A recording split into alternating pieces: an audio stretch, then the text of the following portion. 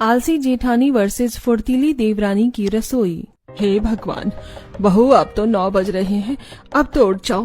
तेरे चक्कर में मेरा लड़का भी 9 बजे तक ऐसे ही सोया पड़ा है। मृदुल, मृदुल, प्रियांशी, दोनों के दोनों उठ रहे हो कि नहीं? अरे क्या हुआ, क्यों बोल रही हो? सोने दो ना। अरे तेरे 9:30 बजे का ऑफिस है, 9 बज रहे हैं, आधे घंटे में कैसे पहुँचेगा? क्या 9 बज रहे हैं? अरे मुझे जल्दी से ऑफिस जाना है, कुछ खाना बना कर दो मुझे। मृदुल झट से उठकर नहाने चला जाता है। वहीं अंजना बहू को उठाती है लेकिन अभी तक नहीं उठती। अरे ओह बहू, क्या हो गया है तुझे? उठ जा, 9 बज रहे हैं, उसको ऑफिस जाना है, खाना बना दे। दिन पर दिन 1 नंबर की आलसी घोड़ी कामचोर होती जा रही है। नींद में बैठकर बहू फोन पकड़ लेती है। क्या हुआ माँ जी, क्यों टिचर टिटर कर रही हो सुबह सुबह? हो जाएंगे घर के काम, बना दूंगी खाना। पहले मुझे सुबह सुबह मेरी ग्रीन टी तो दे दो। आपको पता भी है ना, ग्रीन टी के बिना मुझसे काम नहीं होता। तेरा दिमाग खराब है क्या? मृदुल के लिए खाना तैयार कर, हम सब भी भूखे बैठे हैं। हमारे बारे में भी सोच लिया कर। सुबह 7 बजे उठते हैं, 3 घंटे होने को आए हैं, हमें भी भूख लगती है। सुबह उठते ही चाय चाहिए होती है। अपनी बहू होने का फर्ज निभा। 9 बजे उठेगी तो बाकी का काम कब करेगी? फिर सारे काम लेट हो जाएंगे। अरे माँ जी, काम करने के लिए तो पूरा दिन बड़ा है, हो जाएगा सब कुछ। लगता है मुझे खुद ही अपने लिए ग्रीन टी बनानी पड़ेगी। प्रियांशी उठकर रसोई में जाकर ग्रीन टी बनाकर पीने लगती है। तब ससुर अखबार पढ़ते हुए और पीछे पीछे सास आती है। अरे बहू, कमाल की बात है, तुम अभी उठी हो, अपने लिए ग्रीन टी बनाकर पी रही हो। अरे थोड़ा हमारे बारे में भी सोचा करो। दवाई वगैरह खानी होती है, खाली पेट की खा चुका हूँ। अब तुम नाश्ता दे देती तो 1 घंटे बाद दवाई ले लेता, लेकिन अब तुमने मेरी सारी दवाई पीछे कर दी। अब रात को 9 बजे वाली 12 बजे खानी पड़ेगी। गलत बात है बेटा। सामने वाली शर्मा जी की बहू को देखो, 5 बजे से 6 बजे उठकर सबको खाना खिला देती है। फिर वो आराम से 2 बजे तक लंच करते हैं और फिर उसके ससुर टहलते हैं। ओफो पापा जी, मेरी तो आदत है, जब तक ग्रीन टी ना मिले तब तक मैं कुछ कर ही नहीं पाती। अब आप लोगों को खाना बनाकर दे दूंगी। क्या हो गया, रात को थोड़ा सा लेट हुआ तो चिल कीजिए, बनाती हूँ ब्रेकफास्ट। तो बिना नहाए धोए ग्रीन टी पी रही है और रसोई में घुस गई। नहा धोकर सफाई करके खाना बनाते। रसोई में शुरू में तो तू ठीक ही थी, पर अब तू बिगड़ चुकी है और जैसे जैसे लेट करेगी वैसे ही और आलसी हो जाएगी। प्रियांशी भाभी, आपको समझना चाहिए, मुझे भी कॉलेज के लिए हेवी ब्रेकफास्ट करके जाना होता है। इसके बाद मेरी बैक टू बैक क्लासेस होती हैं। यार, आप सब लोग मुझे लेक्चर दे रहे हो। माँ जी और निक्की, तुम भी इतनी बड़ी हो कि थोड़ा सा ब्रेकफास्ट बना सकते हो। उसके बाद आगे का खाना मैं बना दूंगी ना। आपने वेजिटेबल कटिंग करके रखी है, चाय तो बनाकर पी ही सकते हो। उसके साथ नमकीन बिस्किट खा लो, सब काम हो सकते हैं। लेकिन आपको सब कुछ मुझसे ही करवाना है और फिर आप मुझे आलसी बोलते हो। आलसी मैं हूँ या आप? इतने में मृदुल नहा धोकर आ जाता है। बस करो प्रियांशी, तुम कैसे बात कर रही हो सुबह सुबह मम्मी पापा से? मम्मी पापा आलसी हैं, वो तो तुमसे पहले उठ चुके हैं। कल से ब्रेकफास्ट टाइम पर बनाना। एक्सक्यूज मी पति जी, मुझसे इतना जल्दी उठने की आदत नहीं है। मैं अपने मायके में भी इतनी जल्दी नहीं उठती थी। ग्रीन टी भी ठंडी हो गई मेरी। आराम से प्रियांशी ग्रीन टी पीकर नहाती है और हल्का ब्रेकफास्ट जैसे कि ब्रेड बटर चाय सबको देती है। मजबूरी में पति भी वही खाकर चला जाता है और सास ससुर। बहू, इससे हमारा क्या होगा? अरे कम से कम मृदुल के बारे में तो सोचकर उपमा या चीला बना देती। वो टिफिन भी नहीं लेकर गया, पूरा दिन कैसे काम करेगा? हाँ भाभी, इतनी आलसी भी मत बनिए आप। अरे यार प्लीज, आप सब चुप हो जाओ। क्या आलसी आलसी लगा रखा है? मेरे 5 साल का बच्चा नहीं है, ऑफिस की कैंटीन में से खाना खा सकता है। इतना ही है तो आप नौकरानी रख लीजिए, मेरे बस की बात नहीं है। बहू, जिस तरीके से तू घर चलाना चाहती है ऐसे घर नहीं चलता। घर की सारी बहू हैं, सारा काम करती हैं, तू थोड़ा तो कर। तू तो कुछ भी नहीं कर रही है, बस तुझे टाइम से ही तो सारा काम करना है। वो देख, 1 हफ्ते के कपड़े होने वाले हैं, 3 दिन में कम से कम 1 बार तो कपड़े धो दिया कर, और वो भी वॉशिंग मशीन से धोने हैं, कौन सा हाथ से। अच्छा ठीक है, आज धो दूंगी। अब बस कीजिए माँ जी, आज का कोटा हो गया। फिर प्रियांशी धीरे धीरे घर की डस्टिंग करके दोपहर के दाल चावल रोटी सब्जी तैयार करती है जिसे घर वाले खाते हैं। बहू की बोरिंग दाल और सब्जी बनाई है, तूने भिंडी काट कर छोड़ दी, कुकर में सीटी लगा दी, शाम को आलू पूरी बना लेना और साथ में रायता। हे भगवान, आलू पूरी रायता कितना मेहनत वाला काम। माँ जी पहले आलू को उबालो, फिर उसको किलो, उसकी सब्जी बनाओ और फिर पूरी का आटा लगाऊं, बेलूं, वो भी करूं। नहीं माँ जी, मेरे बस की बात नहीं है। यार भाभी बना दो ना, बहुत दिन से आलू पूरी खाने का मन कर रहा है। अरे ठीक है, बना दूंगी, लेकिन आलू छिलवाने में तुम्हें मेरी मदद करनी होगी। मुझे गंदा लगता है आलू छीलना। ठीक है, मैं करवा दूंगा। हे भगवान, ये लड़की एक नंबर की कामचोर है, आलसी कहेंगी। पता नहीं क्या होगा मेरे घर का। 3-4 महीने में ही इसने रंग दिखा दिए हैं। मैं तो ससुर होकर अंजना कुछ नहीं बोल सकता। तुम ही भला फूला कर प्यार से प्रियांशी बहू को समझा सकती हो। ठीक है जी, मैं इसे समझा कर देखूंगी एक बार और। दोपहर का खाना खाने के बाद प्रियांशी धीरे धीरे वॉशिंग मशीन के कपड़े धोती है और साथ में फोन भी चलाती है। सास ऊपर के कमरे से आवाज देती है, अरे ओ बहू, जरा ये कपड़े भी धो ले, ऊपर ले जा। प्रियांशी बहू ऊपर आ। बहू फोन में ही लगी होती है। हाँ, ये वाला गाना ठीक रहेगा, इसकी रील बनाती है। दम मारू दम, मिट जाए गम, बोलो सुबह शाम, हरे कृष्णा हरे कृष्णा हरे कृष्णा हरे राम। अरे ओ दम मारो दम, कब से तुझे आवाज लगा रही हूँ, हार तक के मुझे ही नीचे आना पड़ा। गंदे कपड़े तो ले जा कम से कम। अरे माँ जी, मैं रील बना रही थी, कपड़े तो वॉशिंग मशीन में धुल रहे हैं ना, आप भी रील बनाओ ना, आओ आओ। प्रियांशी जबरदस्ती सास को अपने साथ में नचवाती है। चढ़ती जवानी मेरी चाल मस्तानी, तूने कदर ना जाने रामा, हाय रामा। करो ना माँ जी। वो कौन ऐसी है जिसका है रूप ऐसा जादू भरा, छाए मैं भी तो देखूं तू जिसकी धुन में है बावरा। हाय उसके कदम चूमे तेरी जवानी, वो है शहर की रानी रामा। ओ चढ़ती जवानी मेरी चाल मस्तानी, मैंने कदर ना जानी रामा। क्या बात है, क्या बात है मम्मी पापा, आप सब तो मौके पर चौका मार रहे हैं। वैसे भाभी, आप एक नंबर की आलसी हो, लेकिन डांस करने और गाने सुनने में नंबर 1 आगे रहती हो। याद है ना, कुछ देर बाद आपको आलू पूरी बनानी है। हाँ हाँ पता है, बन जाएगी। ओके, थोड़ी सी मस्ती भी नहीं कर सकती? देखो मेरे सहारे पाप भी तो झूम लिए। हाँ ये तो है। वैसे भाभी, रात का डिनर बनाने में बहुत टाइम है, कुछ मीठा खाने का मन कर रहा है, बना दो ना प्लीज। हाँ बहू, वैसे भी दोपहर में पेट भर के खाना नहीं खाया था, जो बना था कुछ मीठा बना कर लिया। ऐसा कर बहू, वो जो तू बना रही है ना, क्या बोलते हैं, डोरा केक, पैन केक, वैसा कुछ बना कर लिया। हाँ हाँ भाभी, डोरा केक बना दो। वैसे भी निकी अभी कॉलेज गई है, वो होगी तो आपसे 2-4 अलग से बनवा कर खाएगी। नहीं नहीं, मेरे बस की बात नहीं है डोरा केक बनाना। एक एक डोरा केक को बनाकर चॉकलेट में डिप करके फ्रिज में रखना पड़ेगा, तब जाकर मिलेगा। बहुत झंझट वाला काम है। ऐसा करो, बाहर से ऑर्डर कर दो, या फिर मैं सूजी का हलवा बना दूंगी। इससे ज्यादा मैं और कुछ नहीं करूंगी। वैसे भी कपड़े धुल रहे हैं, खाना भी बनाना है। अरे बहू, हमें तेरे हाथ के डोरा केक बहुत पसंद है। शादी के बाद तूने पहली रसोई में वही बनाया था, आज फिर बना दे। ठीक है।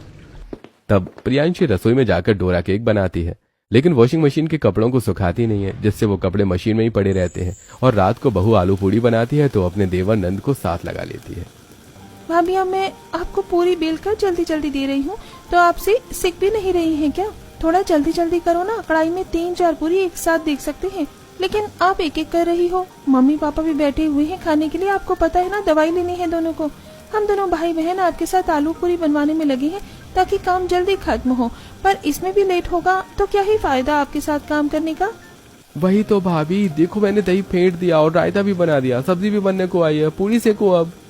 अरे कर तो रही हूँ, अब मैं क्या गैस पर चढ़ जाऊँ?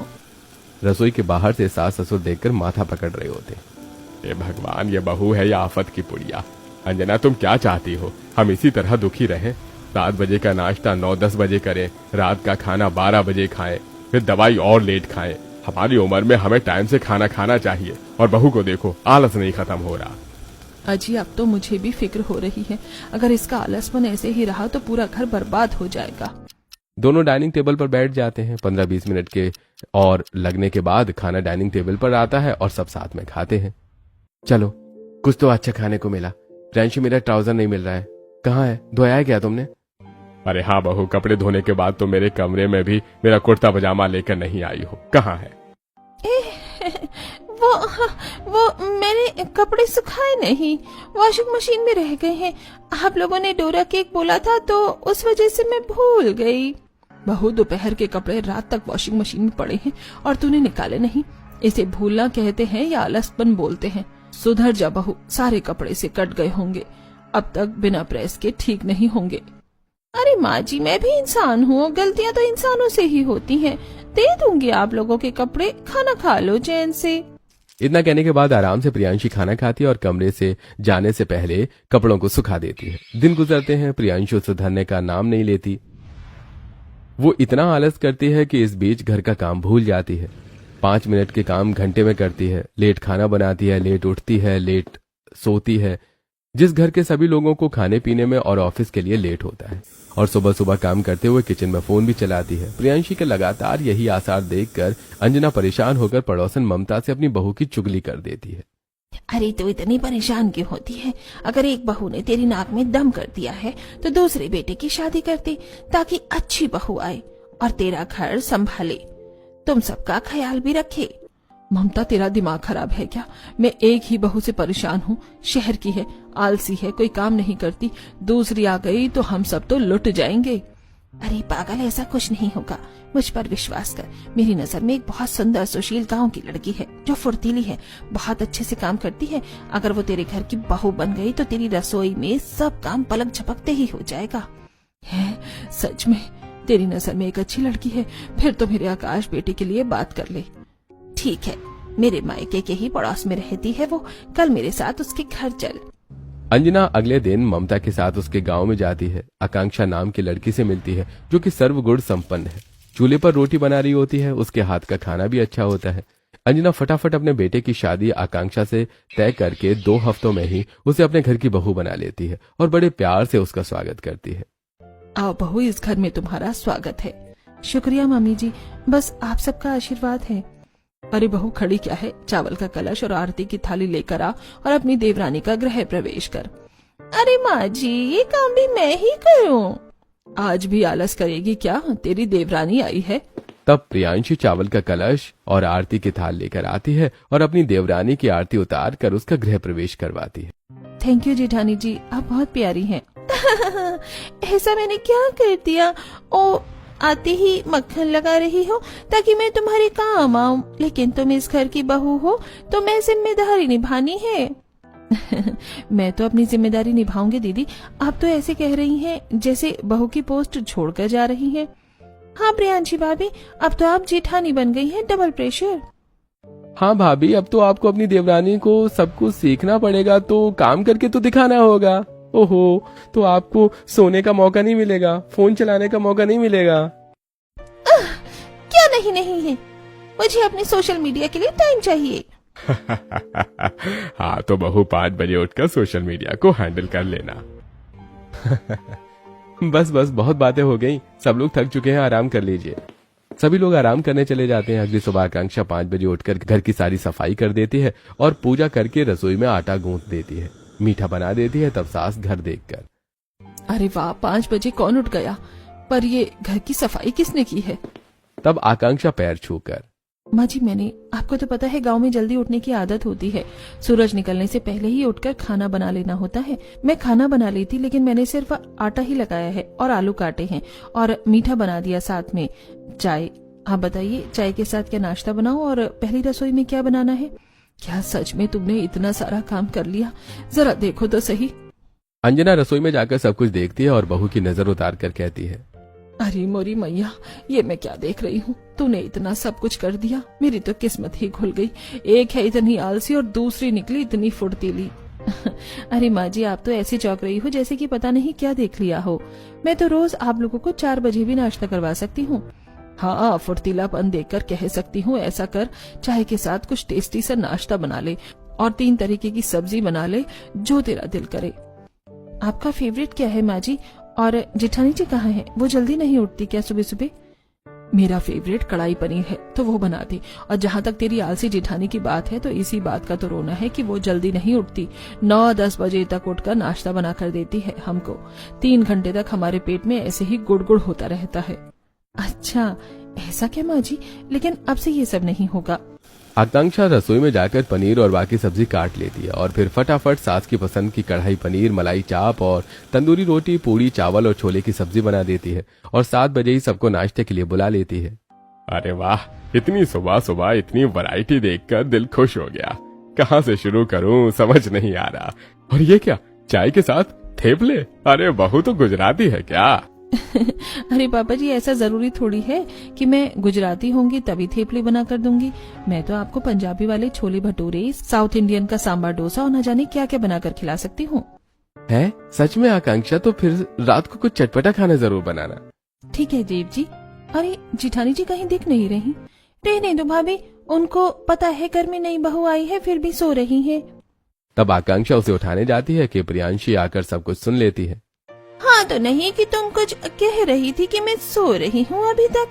फिक्र करने वाली कोई बात नहीं है, सब कुछ मैंने अपने कानों से सुन लिया है।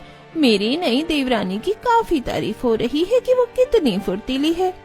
हाँ तो भाभी, इसमें इतना हैरान होने वाली कोई बात नहीं है। आइए आप भी खाना खा लीजिए। तब प्रियांशी को नई देवरानी की तारीफ सुनकर बहुत जलन होती है। ये तो शुरुआत थी, प्रियांशी जानती नहीं थी कि आगे ससुराल में क्या क्या होने वाला था। दिन गुजरते हैं। नई देवरानी सुबह सुबह 5 बजे उठ करके घर की सफाई करके सबके बढ़िया नाश्ता बना देती है, जिसकी वजह से सास ससुर भी टाइम पर दवाई खाते हैं और टाइम से सोते हैं। आकांक्षा 10 बजे तक रसोई की सफाई करके अपने कमरे में आ जाती थी। तब सास रसोई को देखकर, अरे वाह बहू, जब से तू आई है रसोई भी साफ सुथरी रहने लगी है, वरना रात के 12 बजे तक बर्तन साफ होते थे। बड़ी बहू बहुत आलसी है। देख सोफे पर बैठ कर गई थी, कर भी ठीक नहीं किया। कोई बात नहीं माँ जी, मैं कर देती हूँ।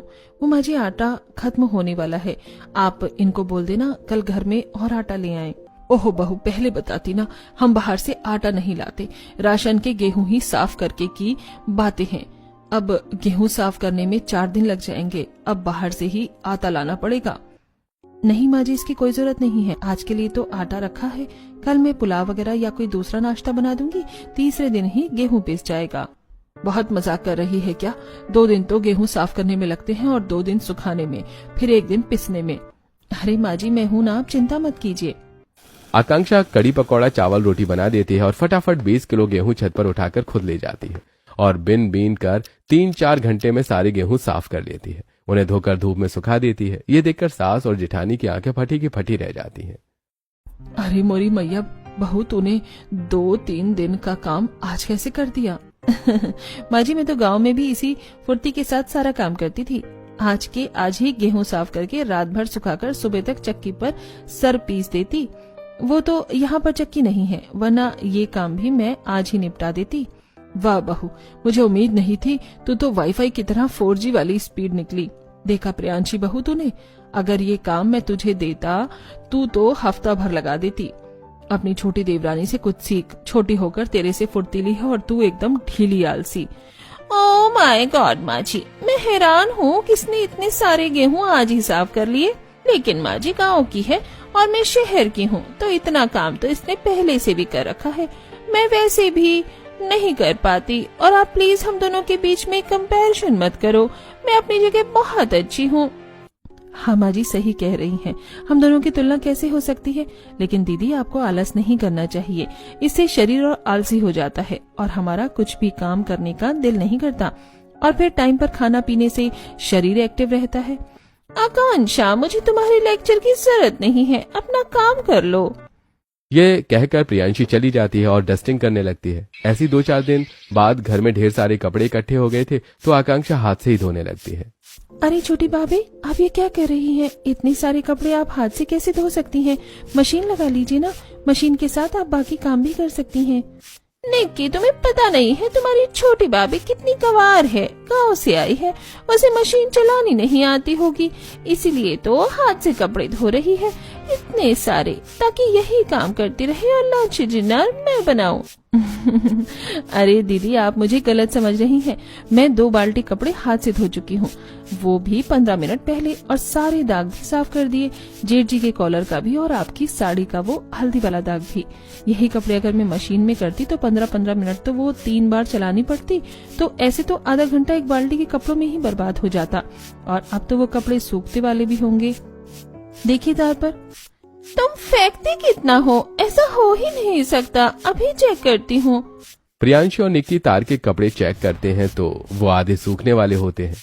ओ तेरी की, भाभी आपने तो सच में इतनी जल्दी कपड़े धोकर अच्छे से निचोड़ दिए बिना मशीन के, और ये सूखने भी वाले हैं। बड़ी फुर्तीली हो आप, ये काम तो मुझे भी नहीं होता। अब प्रियांशी भाभी तो मशीन से भी नहीं कर पाती। अरे निक्की, मेरे को धीरे धीरे काम करना बिल्कुल पसंद नहीं है। काम जितना जल्दी जल्दी करो उतना खत्म करके रिलैक्स फील होता है। और बड़ी दीदी मुझे मशीन चलानी आती है, लेकिन इसमें 4-5 घंटे लग जाते। 1-1.5 घंटे में मैं हफ्ते भर के कपड़े धोने का दम रखती हूँ। वाह बहू, तू तो बहुत फुर्तीली निकली। बड़ी बहू, तुम भी सीखो छोटी बहू से, कुछ जल्दी जल्दी काम करना, तुम्हारी भी ऐसे ही तारीफ होगी। वो सुना है बड़ी बहू तूने, आलस्यम हिम मनुष्याणाम शरीरस्थो महान रिपु, मतलब आलस ही मनुष्य का परम शत्रु है जो काम करने नहीं देता। हाँ हाँ पापा जी, अब तो मैं सोच रही हूँ अपनी देवरानी जैसी ही बन जाऊं। जब से ये देवरानी के बच्चे इस घर में आई है ना, इतना तेज काम करती है कि मुझे और आलसी समझा जाता है। अब इसके तेजपन को मैं निकालती हूँ। कुछ देर बाद आकांक्षा हलवा बना रही होती है कि प्रियांशी जानबूझकर शक्कर का डिब्बा नमक से बदल देती है और आकांक्षा को अपनी बातों में लगा देती है, जिससे आकांक्षा को पता नहीं चलता और वो नमक का ही हलवा सबको परोस देती है, जिसे खाकर सबका मुंह बन जाता है। ओहो, मेरा मूड खराब हो गया आकांक्षा, ये तुमने कैसा हलवा बनाया है नमक डालकर? क्या करती है आकांक्षा बहू, मुंह का सारा टेस्ट खराब कर दिया। बहू ऐसा ही था तो उपमा बना देती, झूठ क्यों बोल रही तूने कि तू हलवा बनाकर खिलाना चाहती है। मम्मी जी, पापा जी, आप मुझे गलत समझ रहे हैं। मैं हवा ही बनाया है, 1 मिनट में चक्कर देखती हूँ। क्या चक्कर देखोगी? अपनी गलती को मानो। तुम इतनी फुर्तीली हो, इतनी फुर्ती से तुमने हलवा बनाया कि तुम्हें समझ ही नहीं आया कि चीनी क्या है, नमक क्या है, और तुमने नमक छोंक दिया। अगर माँ जी मैं होती ना, चाहे 10 घंटे में हलवा बनाती, लेकिन आपको बढ़िया हलवा तो खिलाती। हाँ माँ, प्रियांशी भाभी की इस बात से मैं वाकिफ हूँ। माफ कर दीजिए माँ जी, मैं दोबारा से हलवा बनाकर लाती हूँ। रहने दो, इसकी कोई जरूरत नहीं है। मैं ब्लिंकिट से आइसक्रीम मंगवा लेती हूँ, सब फटाफट खा लेंगे। प्रियांशी की चाल कामयाब हो जाती है और वो ब्लिंकिट से आइसक्रीम मंगवाकर सबको खिला देती है। ऐसे ही आकांक्षा फुर्तीले से अगले दिन के कपड़े धोती है और चिमटी नहीं लगाती। प्रियांशी वहाँ भी उसके कपड़े जमीन पर फेंक देती है और सास के सामने उसे सुनाती है, हे भगवान, आंसर तुमने सारे कपड़े धोने के बाद गंदे कर दिए। क्या फायदा इतना फुर्तीली से कम कर रही हो कि तुमने चिमटी नहीं लगी। चिमटी लगा देती तो ये कपड़े तो बच जाते। देखा माँ जी, इतना फुर्तीली होने का क्या फायदा जब काम ही खराब होने लगे। पहले हलवा और अब कपड़े। हाँ प्रियांशी बहू, ये तो तूने बिल्कुल ठीक कहा। जहाँ तक मेरा मानना है, गीले कपड़े सारे अपने आप रस्सी पर से नहीं गिर सकते, और ये इतने सूखे भी नहीं है। कहीं ऐसा तो नहीं कि बड़ी दीदी ने जानबूझकर किया हो। छोड़ो, जाने देती हूँ। सॉरी माँ जी, मैं दोबारा कपड़े साफ कर देती हूँ। इसके बाद आकांक्षा दोबारा कपड़े साफ करती है और प्रियांशी फिर से कोई ना कोई आकांक्षा का काम खराब करती है, जिससे सास उसके फुर्तीलेपन पर शक करती है। आलसी बहू के देर नाश्ता और खाना बनाने पर ससुराल वाले आराम से खा रहे थे। एक दिन सिलेंडर के पाइप की बदबू आ रही होती है, तब आकांक्षा, दीदी मुझे सिलेंडर की बदबू आ रही है, हमें शायद सिलेंडर की पाइप चेंज करवा देना चाहिए, वरना कोई हादसा हो सकता है। मुझे तो कोई बदबू नहीं आ रही। तुम इतना अम्मा दादी क्यों बनती हो? जब से घर में आई हो कितनी बार तुम गलत साबित हो चुकी हो। जाकर अपना कोई काम करो। ठीक है दीदी, लेकिन फिर भी आप एक बार चेक कर लेना। हाँ कर लूंगी चेक, तुम जाओ। अरे नीति का कॉल आ रहा है। हाँ यार, कैसी है तू? बढ़िया। प्रियांशी रसोई से बात करते हुए चली जाती है और उसे पाइप के बारे में ध्यान नहीं रहता। आकांक्षा भी दूसरा काम करती है, लेकिन जब वो ससुर की 4 बजे की चाय बनाने आती है, तभी सिलेंडर के पाइप में आग लग जाती है। ये देखकर आकांक्षा और निक्की घबरा जाते हैं। भाभी भाभी, आग लग गई है, जल्दी कुछ कीजिए वरना पूरा घर। मैंने बोला था दीदी को चेक करने के लिए, लेकिन उन्होंने नहीं सुना। तुम परेशान मत हो कि मैं अभी आई। फटाफट अपने कमरे से गीला कंबल लेकर आती है, फटाफट सिलेंडर के पाइप की तरफ ढक देती है जिससे आग बंद हो जाती है। आकांक्षा सिलेंडर की एजेंसी से नया पाइप मंगवाकर फिटिंग करवाती है। घर का यह हादसा देखकर सब परेशान हो गए थे। तब सास, प्रियांशी बहू, जब तुझे छोटी बहू ने टोका था इस चीज के लिए तब तूने मना कर दिया और चेक भी नहीं किया, बातों में और लग गई। तेरे इस आलस की वजह से कुछ भी हो सकता था। वो तो शुक्र है कि छोटी बहू ने बचा लिया। तू सुधरेगी कि नहीं सुधरेगी? माँ जी, मैंने जानबूझकर नहीं किया, नहीं पता चला मुझे। आप तो ऐसे कह रही हो कि मैंने ही हादसा करवाया हो। प्रियांशी, तुम्हें कोई डांट नहीं रहा, पर इतना जरूर कह रहा है कि अपने आलस को छोड़ दो। उस टाइम फ्रेंड से बात नहीं करती, अपनी देवरानी की बात सुन लेती तो ऐसा होता ही नहीं। मृदुल, आगे से ख्याल रखूंगी। जब देखो सब पीछे पड़ जाते हैं मेरे। प्रियांशी अपने कमरे में जाकर फोन चलाने लगती है। आकांक्षा घर में सबका बहुत प्यार से ख्याल रखती है, इतना कि पड़ोसी वाले भी जानते थे कि आकांक्षा सबसे फुर्तीली बहू है। कोई गलती से मेहमान घर आ जाए तो फटाफट नाश्ता बनाकर परोस दिया करती थी, लेकिन वही प्रियांशी बाहर से ऑर्डर करके खिलाया करती थी। एक दिन हॉल के एसी में शॉर्ट सर्किट हो जाता है तो ओम प्रकाश फटाफट बंद कर देता है और प्रियांशी को एसी की लाइन चेंज करवाने की कहकर अंजना के साथ एनिवर्सरी पार्टी में चला जाता है। लेकिन प्रियांशी आलस करके फोन चलाकर हंसती रहती है। घर में देवरानी के अलावा कोई नहीं था। वो भाई साहब ये कितना फनी है। अपनी सारी फ्रेंड्स को भेज देती हूँ। बहुत गर्मी लग रही है, एसी चला लेती हूँ अब। प्रियांशी को ससुर की बात याद नहीं रहती और वो एसी चला देती है, जिससे कि जोरदार सारे तार में स्पार्क होता है और तुरंत आग लग जाती है, जिससे कि प्रियांशी आग में फंस जाती है। बचाओ बचाओ, कोई है? भगवान, यहाँ तो आग लग गई। कोई बचाओ। निकी, निकी तुम कहो, मुझे पापा जी घर पर तो कोई भी नहीं है। आकांक्षा। तब धुएं की वजह से प्रियांशी वहीं बेहोश हो जाती है और धुआं जब रसोई में पहुंचता है तब भागी भागी आकांक्षा हॉल में आती है और आग देखकर फटाफट पाइप से पानी डालकर आकांक्षा आग शांत करती है। फटाफट कंबल लपेटकर अपनी जेठानी को बचाकर अस्पताल ले जाती है, जहां पर घर वाले पहुंचते हैं। डॉक्टर साहब, मेरी वाइफ ठीक तो है ना? उसे कुछ हुआ तो नहीं ना? जी, वो बिल्कुल सुरक्षित है, बस सिर पर थोड़ी सी चोट आई है। दीदी, हादसा कैसे हो गया? एसी के तार देखे मैंने जलते हुए। हे भगवान, मैंने बहू को कहा था कि एसी न चलाए, क्योंकि मेरे सामने ही तार में स्पार्क हो रहा था और खास बोल कर गया था कि इसकी तार चेंज करा ले। लेकिन बहू, तुम्हारा आलस, तुम आलस नहीं करती, फोन नहीं चलाती तो अपनी जान जोखिम में भी नहीं डालती। पता नहीं तो कब समझोगी। अगर आज फिर से तुम्हारी फुर्तीली देवरानी नहीं होती तो तुम्हारा तो कबाब बन जाता। अजी, आप क्यों समझ रहे हैं? ये अभी भी नहीं समझेगी। उस दिन सिलेंडर वाला हादसा हुआ था और आज ये हो गया। नहीं माँ जी, मुझे अपनी गलती का सच में एहसास है। मैं अब ऐसा नहीं करूंगी। मैं अपनी देवरानी की तरह फुर्तीली बनूंगी। जो काम जब बोला जाएगा तभी करूंगी। थैंक यू आकांक्षा, तुमने मेरी जान बचा ली, वरना आज शायद मैं तुम्हारे सामने नहीं होती। और सॉरी, मैंने जानबूझकर तुम्हारा हवा और साफ कपड़े खराब किए थे। दीदी, मैं पहले से ही जानती थी कि आपने किया, इसलिए माफी छोड़िए, हादसे से सबक लीजिए और खुद को सुधार लीजिए। बाकी सब बढ़िया है। ये सुनकर प्रियांशी आकांक्षा को गले से लगा लेती है और खुद को सुधार करके रोज सुबह जल्दी उठकर मेडिटेशन करती है और वक्त पर काम करने लगती है, जिससे उसका आलस खत्म हो जाता है और सब खुशी खुशी रहने लगते हैं।